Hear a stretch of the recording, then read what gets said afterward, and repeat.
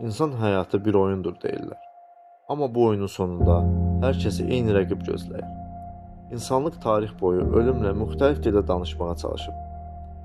Kimimiz onu qorxulu qara cübbəli fiqur kimi təsvir edib, kimimiz isə onu sadəcə bir qapı, bir keçid kimi bilib. Ingmar Bergmanın 7-ci Möhür filmində cəngavər Antonius Blok ölümə baxır və deyir: "Mən şahmat oynamaq istəyirəm." Bu sadəcə bir oyun təklifi deyil. Bu insanın məna axtarışıdır. Ölüm qarşısına dayanıb, hələ yox, mən hələ anlamamışam demək cəhdidir.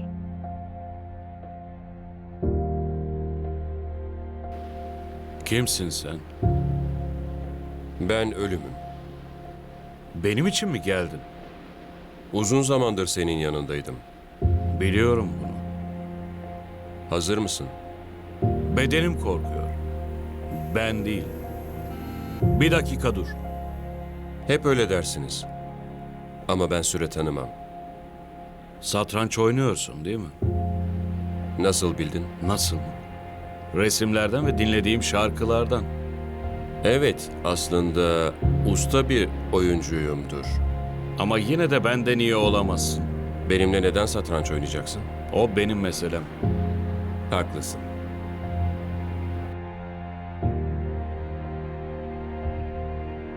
Ölüm fəlsəfəsinin ən ağrılı nöqtəsi isə sükutdur. Antonius kilsədə belə etiraz edir. Niyə o bu qədər qəddar və anlaşılmazdır? Niyə biz onun varlığını duymaq üçün əzab çəkməliyik? Mən inanc deyil, bilik istəyirəm. Ben bilgi istiyorum. İnanç ya da varsayım değil, bilgi. Tanrı'nın elini uzatıp kendini göstermesini, benimle konuşmasını istiyorum. Ama o suskun. Karanlıkta ona sesleniyorum. Ama sanki hiç kimse yok. Belki de kimse yoktur. O halde yaşam korkunç bir şey. Fəlsəfə buna absurd deyir. Albert Camus nümayiş etdirirdi ki, insan ağlı kainatdan məna tələb edir. Amma kainat bu tələbə soyuq bir sükutla cavab verir. Biz niyə ölürük deyə qışqırırıq. Kainat isə sadəcə ulduzların sönməsini nümayiş etdirir. Ölümün qətiyyəti qarşısında hər şey mənasız görünür. Əgər hər şey bitəcəksə, niyə bu qədər zəhmət çəkirik? Niyə sevirik? Niyə qururuq? Ölüm bizə bir aynadır. O aynadan öz həyatımızın nə qədər kövrək olduğunu görürük. Antik dövrdə stoiklər bir şüar rəhbər tuturdular. Memento mori. Öləcəyini xatırla. Bu depressiv bir çağırış deyil. Əksinə, həyata möhkəm sarılmaq üçün bir xəbərdarlıq idi. Mark Aureli yazırdı ki, insan hər saniyə sanki son saniyəsiymiş kimi yaşamalıdır. Əgər ölüm qaçınılmazdırsa, o zaman qorxu mənasızdır. 7-ci möhürdə də bir səhnə var. Cəngavər gənc bir ailə ilə oturub süd içir və çiyələk yeyir. O an deyir, mən bu anı yaddaşımda saxlayacağam. Bu sükutu, bu dadı. Bu anı hep hatırlayacağım. Sessizliği ve alacakaranlığı. Yaban çileklerini, süt çanağını. Akşam ışığında yüzlerinizi. Uykudaki Mikael'i. Bəlkə də həyatın mənası böyük qələbələrdə deyil, o çiyələyin dadındadır.